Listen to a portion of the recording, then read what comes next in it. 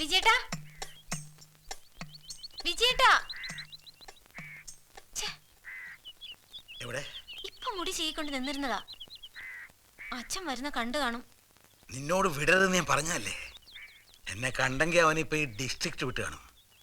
അച്ഛൻ പിൻവശത്തൂടെ വന്നാ മതിയായിരുന്നു. എനിക്ക് ഈ പ്രായത്തിൽ തിണ്ടേ കൂടെ പറ്റി പിടിച്ച് കയറാൻ പറ്റുമോ? ഞാൻ തെങ്ങിന് വെള്ളം നനച്ചോണ്ടിരുന്നാ അവിടുന്ന് ഓടിക്കതിച്ച് വന്നത് വെറുതെ ആയല്ലോ. വെള്ളം ഞാൻ വന്ന് നനച്ചേരാച്ച.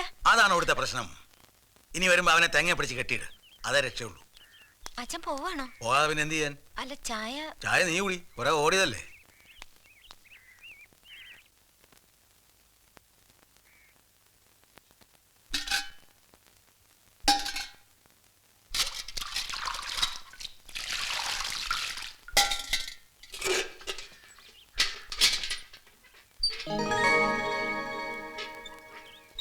മുടി ചെയ്യുമ്പോ ഏത്തപ്പഴം വരുമല്ലേ?